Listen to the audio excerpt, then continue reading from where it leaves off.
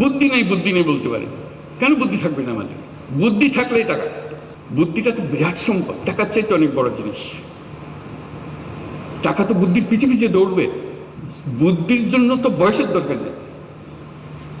বুদ্ধি আলাদা এক জিনিস।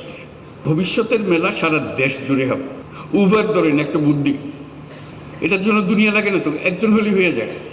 কিন্তু যে একজনে কাজ করেছে এটা সারা দুনিয়া থেকে কাজে লেগে গেছে, বিরাট কোম্পানি হয়ে গেছে। কাজে এই যে কাজটা করছে সে ছোট্ট একটা জায়গায়, আপনি তার ছোট ছোট জায়গা বন্টন করে দেন, সে শুধু দেখাবে, বোঝাবে কি কত বিনিয়োগকারী আসবে তার কাছে, বল চলেন আমরা সঙ্গে ব্যবসা করি। এই তো মেলার উদ্দেশ্য, যোগাযোগটা করে দেওয়া, খাপে খাপে মিলিয়ে দেওয়া। তা আমরা সেরকমভাবে তরুণ তরুণীদের করতে পারি, বয়স্কদের করতে পারি। যারা আমরা বলছি রিটায়ার্ড, একটা শব্দ বলছি, আমি বলছি রিটায়ার্ড বলে কোনো শব্দ নাই, পুরো শব্দটাকে আমরা রিটায়ারমেন্টে পাঠিয়ে দিলে ভালো হয়।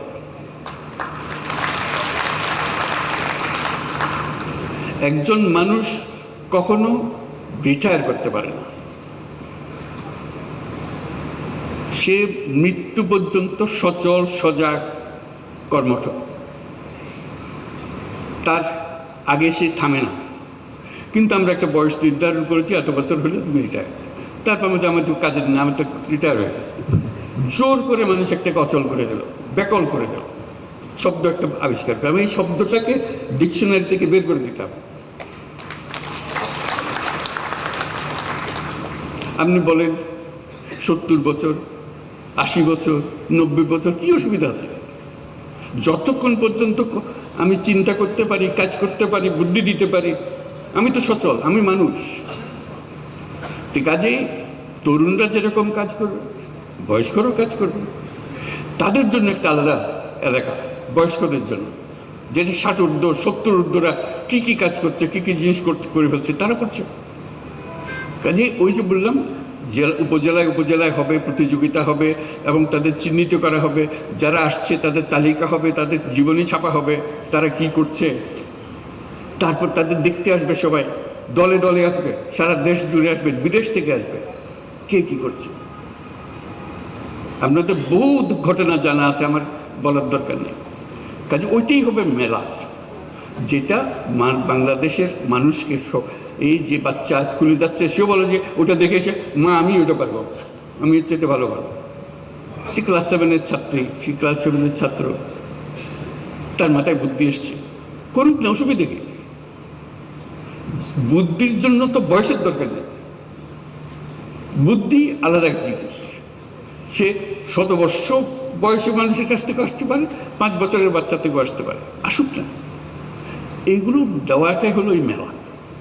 কাজে আমরা এই মেলা আজকে আমরা দেখব, মেলা আমাদের উৎসাহিত করবে, কিন্তু ভবিষ্যতের মেলা সারা দেশ জুড়ে হবে, জায়গায় জায়গায় হবে। এবং এটা হলো চূড়ান্ত মেলা, সবাই আসবে, দেখতে আসবে, বুঝতে আসবে, শিখতে আসবে, বিনিয়োগ করতে আসবে।